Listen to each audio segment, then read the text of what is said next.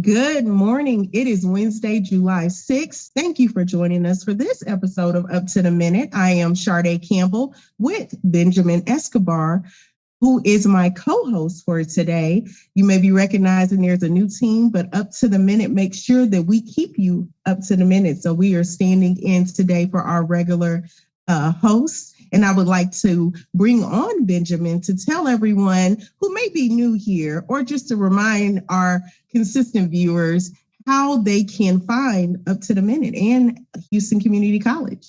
Well, good morning, Sade. Hope you're doing well. So we are also live on the Houston Community District Facebook page and YouTube, not just HCC, but Houston Community College District. And we're also on Twitter, LinkedIn, Instagram, and don't forget, we also have our own TV channel at HCCTV at noon, 5, and 10 p.m. Monday through Friday. So you can catch us on there. All right. Thank you, Benjamin. And I have some notes for me to share that today should be called Fun and Games Wednesday.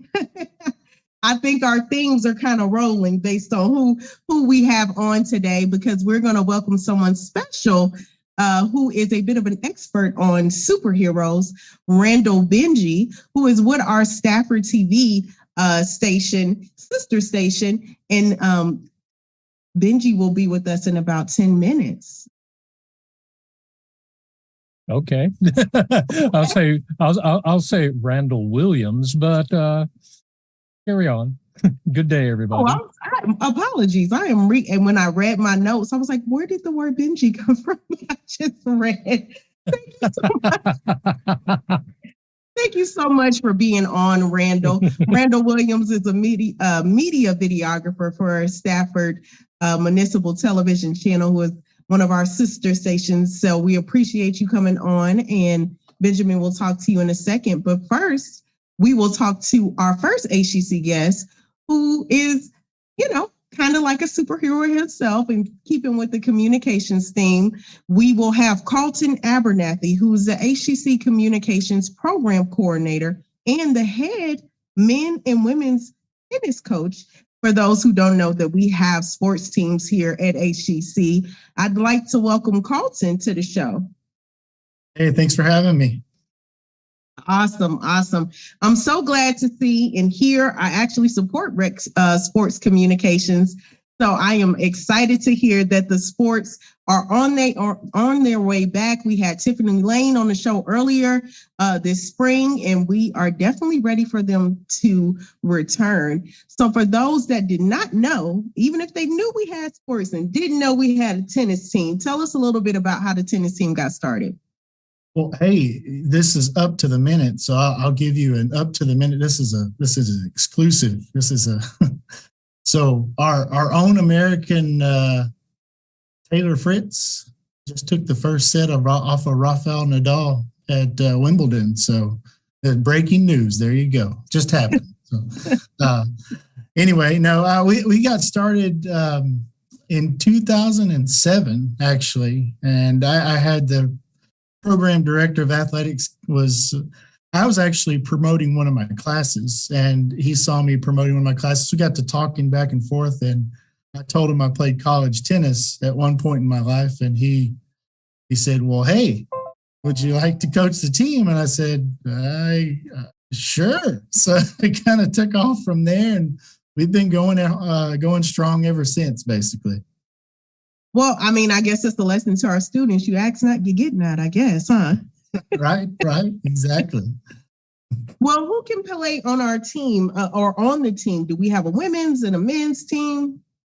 So we do. So it's kind of. I mean, tennis has grown, and if you watch tennis right now, it's grown into obviously your men's and women's singles and men's and women's doubles, but it's also branched out into mixed doubles, and mixed doubles has really taken off. I mean, even in the professionals, you see mixed doubles, and even in Wimbledon, they have a mixed doubles team there. So, but anyway, so men's and women's side of things, the students that play on our club team, they have to be taking at least 6 credit hours, and they have to have at least a GPA of 2.0 or above.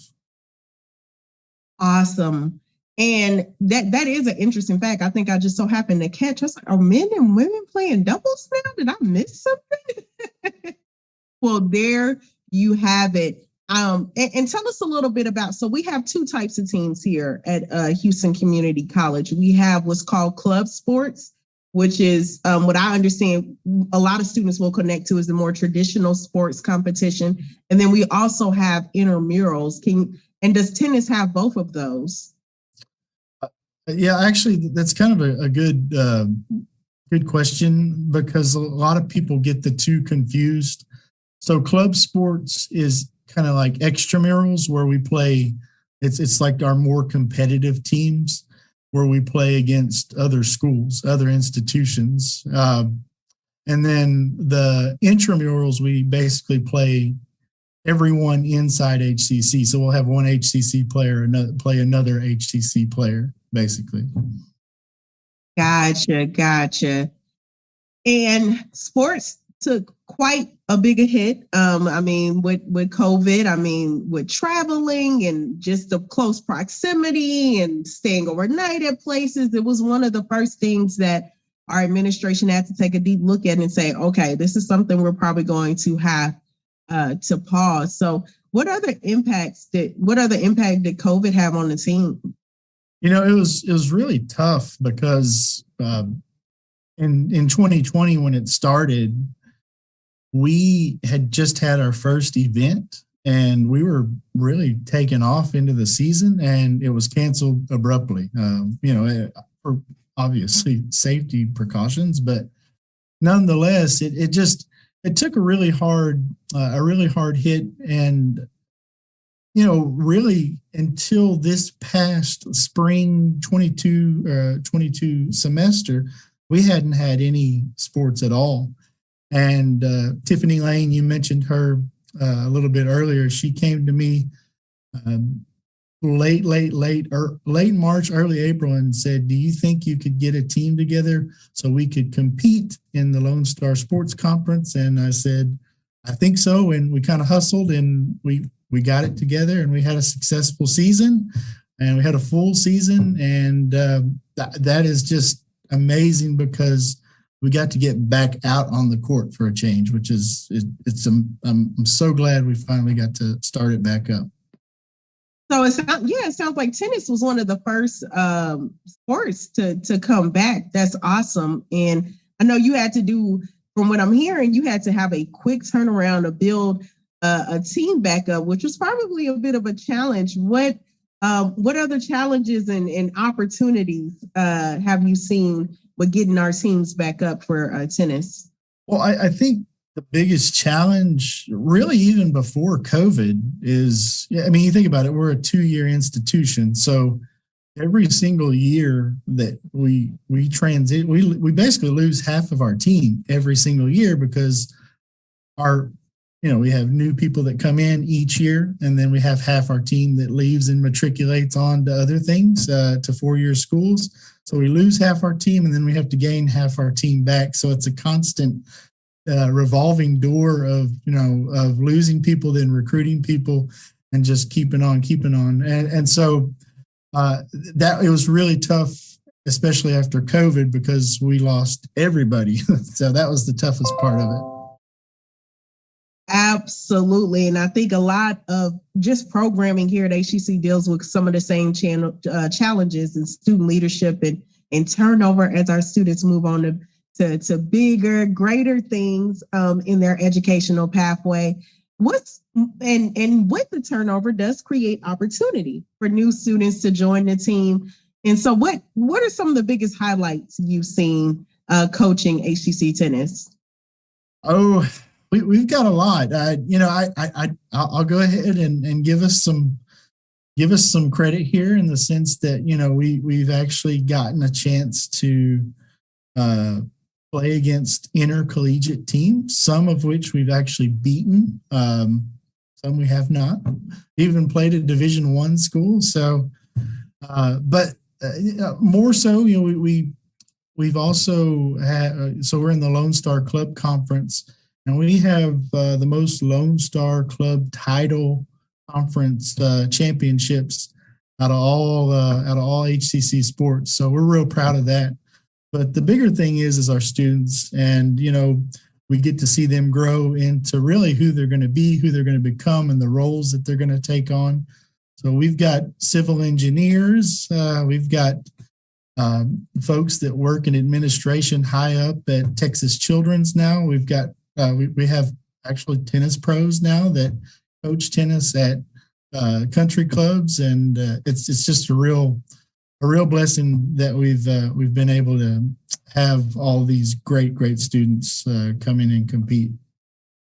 I love to hear the success of our student athletes, and go Eagles. I did not realize that you all were the team with the most, I guess, for lack of better words, trophies and recognition. Congratulations and best wishes for continued success on the tennis team. And I'll let Tiffany know that you served up a good interview. You see what I did right there?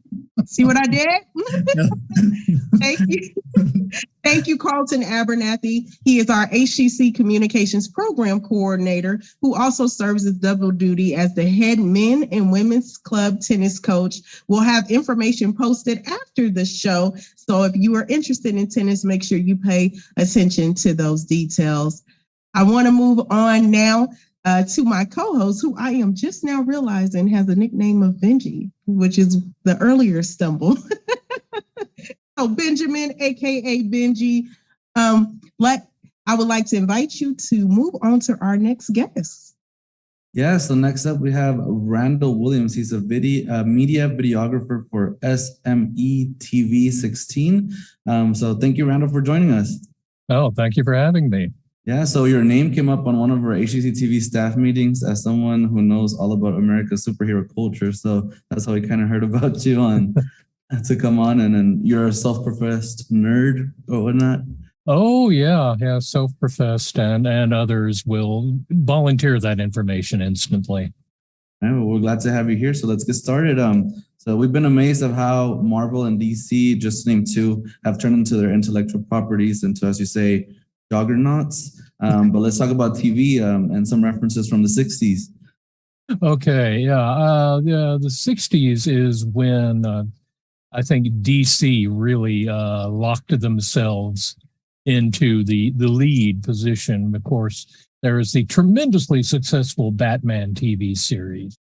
That came on, that premiered when I was like 9 years old, and oh boy, was I into that. And they kept on. They later brought Wonder Woman in. Both of those are pretty much well regarded. And Marvel was, Marvel didn't really get started until the early 60s. So they were playing catch up. So they had shows like, The Incredible Hulk, that was very well received and well remembered. They had a Spider-Man series, and they even tried to have a Captain America series for a while there. And that was a strange one because we weren't used to seeing Captain America wearing a motorcycle helmet. But, hey, he rode a motorcycle everywhere. It's only safe. At the time in TV, Marvel was also having some financial difficulties of its own. So this is when they wound up selling off some of their intellectual properties for some quick cash. That's probably how Sony wound up with Spider-Man. And that worked well in the movie world. There were those Spider-Man movies in, the 90s with Tobey Maguire. Those are still well loved. But the most of the problem with TV series based on comic books is if you've read any comic books whatsoever, superhero comics, you look at this and go, that would cost millions to do on film, and nobody was willing to do that. They were willing to put up TV series, which is why Spider-Man was always up against the Mad Scientist of the Week. Never anything as violent as bank robbers or anything like that. And this is also when, cartoons were always very big. especially after the Batman 1966 series. There were lots of intellectual property cartoons after that. You know, Superman had his own cartoon, Batman, of course, Spider-Man, the Fantastic Four, who are still missing on the film world. They were alluded to in the last Doctor Strange movie. But again, millions of dollars. You read through the early issues of Fantastic Four. I have these 6-foot stacks of books next to me here in my bat cave. And the Fantastic Four was ground zero for the Marvel Universe. Every weird concept started there. And they're all cropping up in the movies, you know, Skrulls, Kree, intergalactic wars, blah, blah. But the cartoons were probably the best representation of Marvel. There was in the 90s an X-Men cartoon, which everybody loved. And they literally just did the comic books in animation form. And there are still people who will stand for those. Just yeah, I mean that's what I got into with superheroes when I was a kid. I would just watch like Teen Titans or like the Amazing Spider-Man, and that's kind of how I got introduced to superheroes myself. So it's always been TV cartoons, and I didn't go into it from like a live series or a film. It was just those cartoons that you would see on maybe like on or was it Cartoon Network or Disney XD, I think now. And so but so let's talk about like the film and what happened with the comic book universe there. Like how did that segue happen? Because I know you said you mostly started with TV series, and then how did they merge into that film industry? When did they find that maybe there's some money to be made here? Well, they certainly tried. Marvel especially. There was a not very good. I think it was a 1989 movie of The Punisher starring Dolph Lundgren, and when you watch it, it feels like a low budget Lethal Weapon ripoff, and not a comic book movie at all. So there were a lot of misfires. Again, another Captain America movie, which was, I don't like to think about that. And DC, of course, is still keep on keeping on. They've got the Superman movies, which they're kept making with diminishing returns. And I think the real spark point is the Iron Man movie that Jon Favreau directed. Which compared to the other Marvel movies is a very low budget affair. Okay. It's like, you know, okay, we'll try again, and this time Marvel was actually in charge of the movie, and I think to a lot of people's surprise, that was a massive success, and that is where you get the superhero glut of movies that people have been complaining about for years. I'm tired of superheroes. What do you think the reason there is behind it? Because I've seen this craze recently about like how massively successful and popular these movies are becoming. What do you think is the reason behind that? Well, speaking from a completely subjective point of view, I think it's because in the 20-aughts and the 10s, things started getting really scary out in the real world, and we always go for escapist entertainment in times like that. And I think it was a deep-rooted desire to see good triumph over evil in the most spectacular, violent way possible. That's my personal opinion.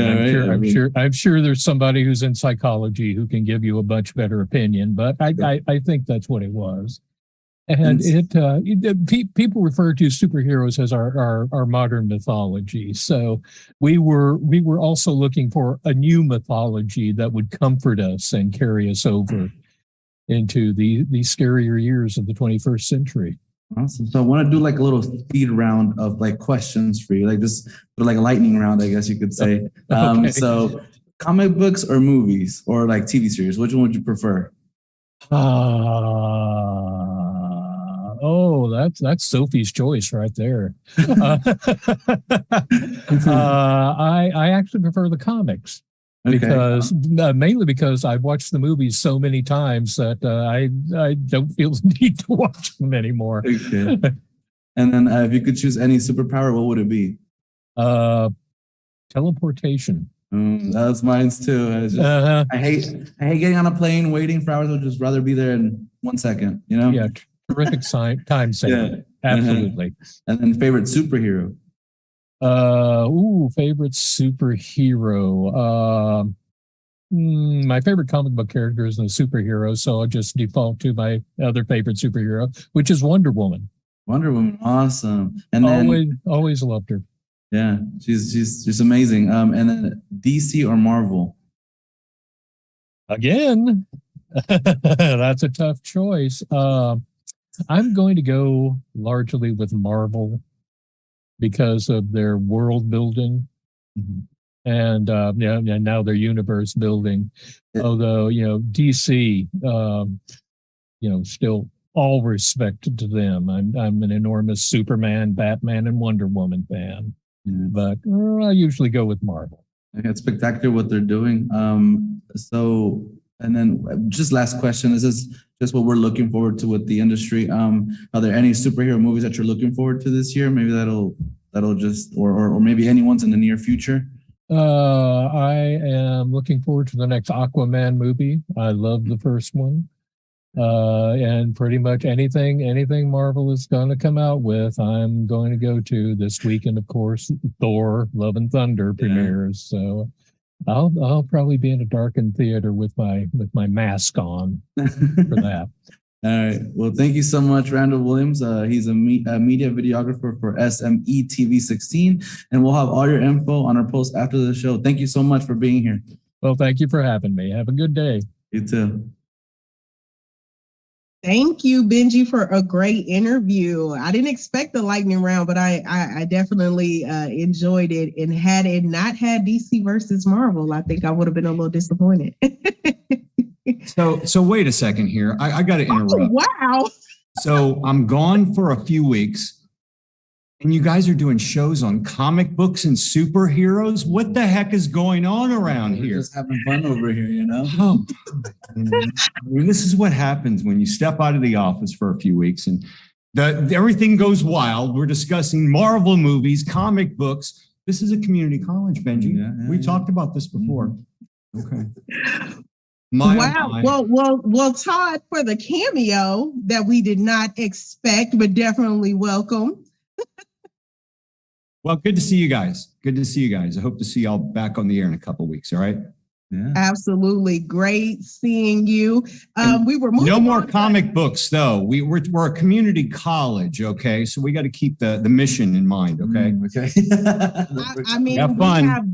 We have digital gaming and television and film. There's a loop. There's a connection there where there's some opportunity. Well, Benji, even though we weren't expecting that cameo announcement, we can move on to our scheduled announcements, kicking things off with our summer audio workshops that we have been promoting. This is a four-weekend course that will touch on music theory, creating beats, sampling, remixing, and using the software Ableton's Live. It'll be from noon to 4 p.m. Every Saturday in July. So it's still time to get signed up. Information will be posted after the show. Yeah, so next up, we have the HCC/Verizon STEM Summer Camp. So Verizon and HCC are teaming up with HCC's Internal Initiatives Division to launch 2 STEM summer camps to empower middle schoolers with next-gen technology. They are going to be from July 11th to July 29th at the Houston Baptist University, and we'll have registration info on our post after the show if you want to take a look at that. Yes, absolutely. Going to skip ahead a little bit and make sure we announce some things that haven't been announced before. We have our mental health one-on-one lunch with NAMI, which is a partner of our HCC Counseling and Ability Services. And NAMI stands for National Alliance of Mental Illness. And for its mental health matters luncheon in July, we will have Nicole Kahn, who will be among other presenters. The virtual presentation will be noon to 1:30 on Thursday, July 14th. Registration info will be posted after the show.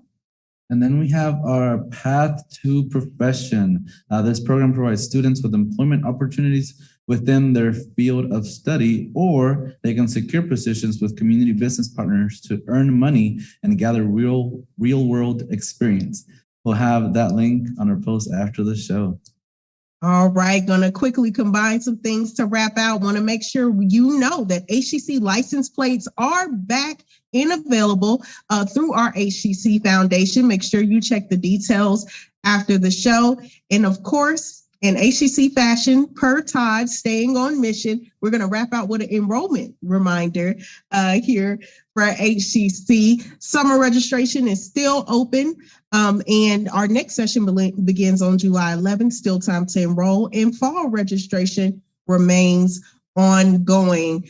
Benji, you want to tell them a little bit about the types of classes that we offer here with a full course schedule? We have multiple selections. There's no excuse to not get into a class, even if it's just you being curious about a certain field. We have online anytime, this is the most, the one that you could choose. If you just don't feel like you have time, you could do this online anytime. So like I said, no established class meeting times on this listed. And there's online on a schedule. So you meet online on a certain schedule. Then there's hybrid, which is some of it in person, some of it online. Then you have full on person, your traditional classes, which is what I prefer. So it's face-to-face meeting with your professors. And then there's hybrid lab where you do some of your stuff in person and then some of your labs online. So for registration for all HCC programs, just go to hccs.edu/apply. I don't want to hear any excuses. Just sign up for classes. You heard it from Benji. He nailed it. There you go. No excuses. Support is available, and we are here enrolling year round. So let's tell folks a little bit about what they can expect tomorrow. We will have Walter, who goes by Matt Adams, of our HCC Industrial Electrical program, who will return to talk about Nicole Telsa's birthday this month. Okay, a fascinating man and subject. And later this week on Friday, we can look forward to our Film Friday series with Jewel Lee Newland of HCC's filmmaking department, who will return to talk about this year's Swamp Youth Camp, another camp opportunity that is a part of the Southwest Alternate